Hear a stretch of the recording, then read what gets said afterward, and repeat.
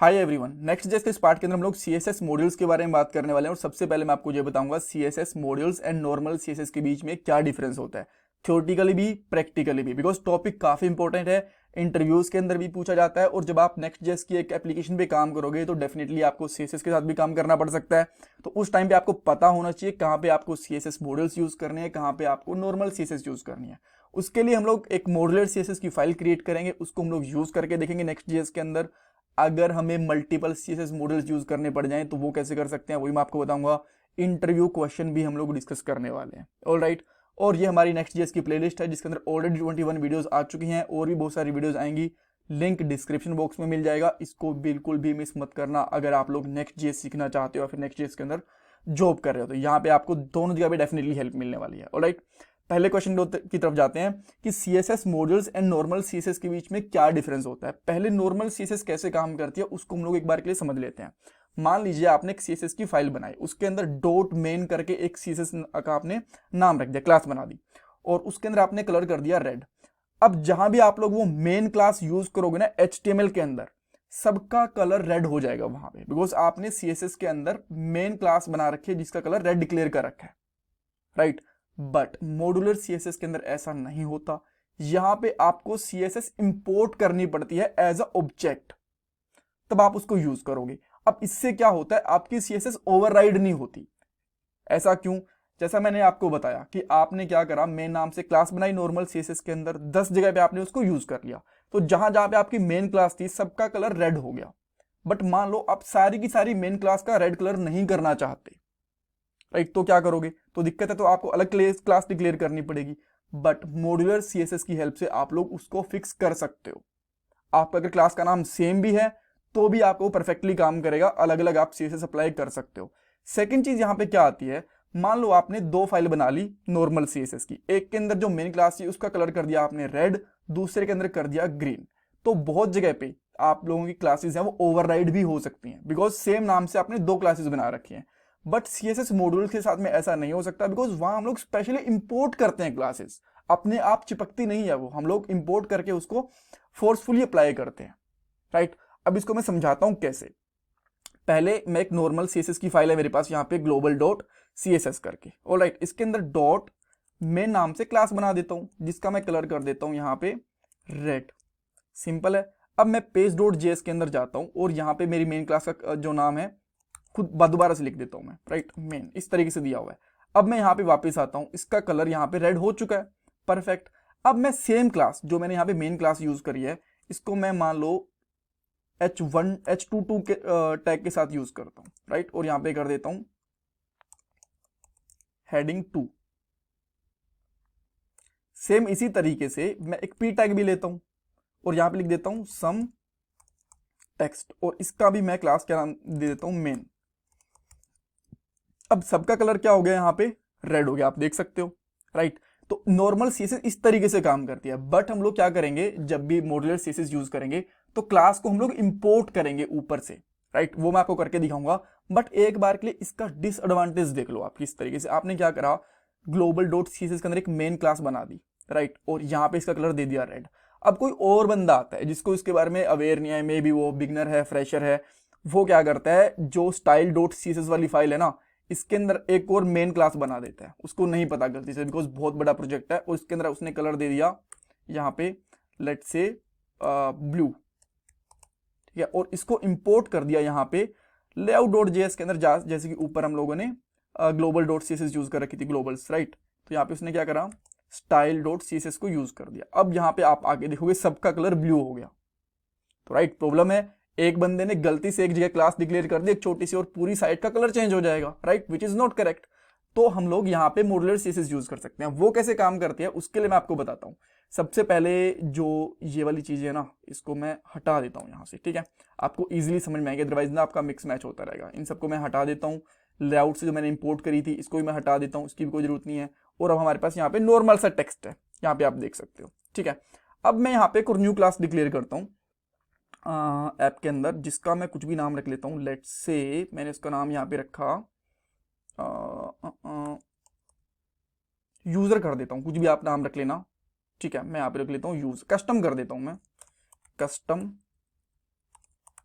Dot module dot CSS। आपको ध्यान रखना है जब भी आप लोग CSS की फाइल बनाओगे मॉड्यूलर, तो उसका यहाँ पे डॉट मॉड्यूल डॉट एक्सटेंशन होना जरूरी है, अदरवाइज वो परफेक्टली काम नहीं करेगी।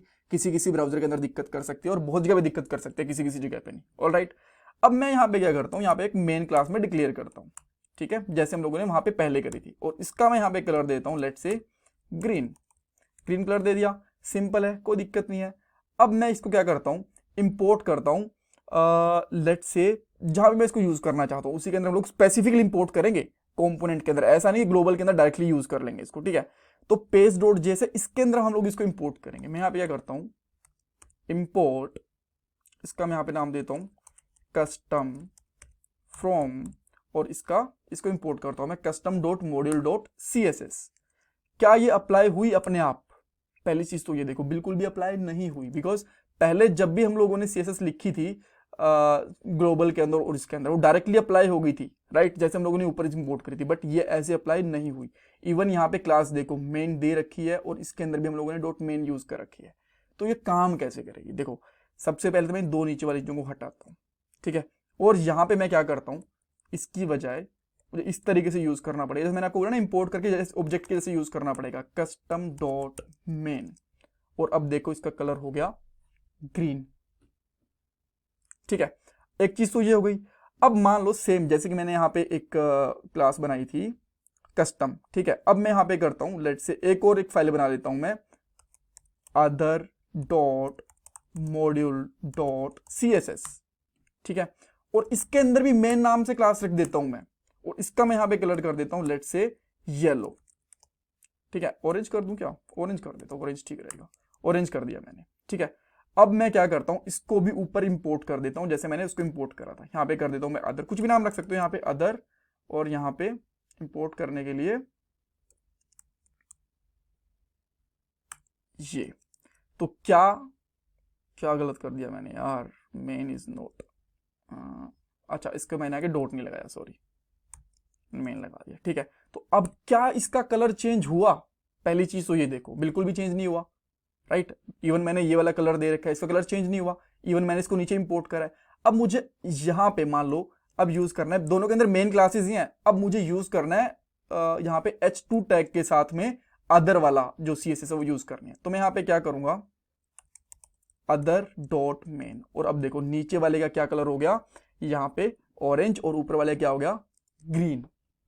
ऑलराइट, सो इस तरीके से आप लोग यहाँ पे नॉर्मल CSS को भी यूज कर सकते हो, एंड जो मॉड्यूलर CSS होता है उसको भी यूज कर सकते हो। जहां पे आपकी डुप्लीकेट क्लासेस ना बने वहां पे सिंपल सी बात है, नॉर्मल CSS यूज करो ग्लोबली, बट जहां पे आपकी क्लासेस डुप्लीकेट बन रही हैं, बहुत ज्यादा कोड मिक्स मैच हो रहा है, तो वहां पे आप लोग मॉड्यूलर CSS यूज करो, वो बेटर रहेगी, ठीक है। ओके, तो हम लोगों ने क्या क्या चीजें सीख ली, देखो यहाँ पे फाइल बना ली, मल्टीपल फाइल्स के साथ में यूज करके देख लिया, अप्लाई करके देख लिया, लेकिन क्या हम लोग फाइल्स को डायरेक्टली यहां पे रखेंगे? या तो आप एक फोल्डर बना के रख लो, बट अगर आप लोग डायरेक्टली बाहर से इंपोर्ट करना चाहते हो तो कैसे करोगे? मान लो मैं क्या करता हूं, एक फोल्डर बना देता हूं स्टाइल्स के अंदर, SRC के अंदर स्टाइल नाम से, ठीक है। और इसके अंदर मैं एक फाइल रख लेता हूं। इसको कैसे इंपोर्ट करेंगे? जैसे कि मैंने अब तो यहाँ पे रख के दिखा दी ना आपको नॉर्मली, कस्टम वाली और अदर वाली, बट अगर आपको यहाँ पे रखने तो वो कैसे कर सकते हो, ठीक है। मैं यहाँ पे कर लेता हूँ outside dot module dot CSS। अगर आप इसको इंपोर्ट करना हो तो कैसे इंपोर्ट करोगे ये मैं आपको बता देता हूँ, ठीक है। इसके अंदर भी मान लो आपने क्या करा, मेन नाम से क्लास बना ली, अच्छा मैंने यार इसकी JS बना दी, इसको मैं CSS बना देता हूँ। ये मैं क्यों बता रहा हूँ आपको पता है ना, बिकॉज अगर मान लो मैं 10 फाइल चाहिए तो डायरेक्टली ऐसे तो नहीं कर सकते ना, यहाँ पे CSS फाइल दिखेगी, एक CSS के लिए अलग फोल्डर बना लेते हैं, वो बेटर रहेगा, राइट। तो इसके अंदर भी मैं एक मेन नाम से फाइल बना देता हूँ, जिसका मैं यहाँ पे कर देता हूँ डॉट मेन, और इसका मैं कलर क्या करूं, यहाँ पे ब्लू कर देता हूं, राइट, कलर कर देता हूं यहाँ पे ब्लू, इस तरीके से। अच्छा, अब हम लोग अगर इसको यूज करना चाहें पेज के अंदर तो कैसे यूज करेंगे? डायरेक्टली क्या हम लोग जैसे हम लोगों ने नॉर्मली इंपोर्ट करी है उस तरीके से इंपोर्ट कर सकते हैं? देखो उस तरीके से भी कर सकते हो, बट यहाँ पे जो Next.js 13.4 जो आया उसके अंदर @ करके आप लोग डायरेक्टिव यूज कर सकते हो। कैसे, मैं आपको बताता हूँ, इंपोर्ट आउटसाइड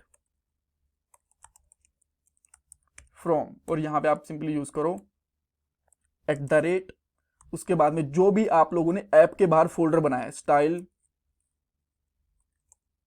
और उसके बाद में फाइल का नाम outside.css। चेक करो कुछ एरर तो नहीं है, कोई एरर नहीं है, परफेक्ट। अब मैं क्या करता हूं, एक और h3 टैग भी ले लेता हूं यहाँ पे, ठीक है, और यहाँ पे कर देता हूं outside css, और यहाँ पे क्या करूंगा, outside.main। ओके, अब इसमें ये एरर दे रहा है, ये क्या कह रहा है, can not resolve this path, ठीक है।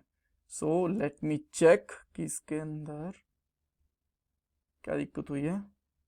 अरे यार, यहाँ पे मॉड्यूल्स लगाना भूल गई ना, राइट। बातें वापस से, अब देख सकते हो जो नीचे वाला है उसका कलर हमारा ब्लू हो चुका है, राइट। सो इस तरीके से आप लोग अगर चाहो तो एक अलग से फोल्डर बना के भी यूज कर सकते हो, और वहां पे @ भी यूज कर सकते हो। हम लोगों ने क्या करा है, 3 CSS की फाइल के अंदर सेम क्लास बनाई है, उनको अलग अलग टैग के ऊपर यूज करा है। ये होती है मॉड्यूलर CSS की पावर, कि आप लोग सेम क्लास नेम बना के भी उनको डिफरेंट डिफरेंट टैग्स के साथ में यूज कर सकते हो। आपकी CSS ओवरराइड नहीं होगी, यूनिकली काम करेगी। ऑलराइट, कुछ क्वेश्चन है, कुछ डाउट है, मुझे कमेंट सेक्शन के अंदर पूछ सकते हो। CSS मॉड्यूल्स कैसे काम करते हैं, क्या होते हैं, मैं आपको बता चुका हूँ, कैसे नॉर्मल CSS से अलग होते हैं, कैसे इनको यूज कर सकते हैं। तीनों का आंसर मैं आपको इस पार्ट के अंदर दे चुका हूँ। ऑलराइट, कुछ क्वेश्चन है, कुछ डाउट है, मुझे कमेंट सेक्शन में पूछो, एंड प्लीज वीडियो को लाइक करो, चैनल को सब्सक्राइब करो। ये मेरा पेटीएम का डोनेशन नंबर है, और ये वाली प्लेलिस्ट बिल्कुल भी मत भूलना देखना, इसके अंदर काफी इंपॉर्टेंट इंटरव्यू क्वेश्चन भी मिलेंगे आपको टॉपिक्स के साथ साथ।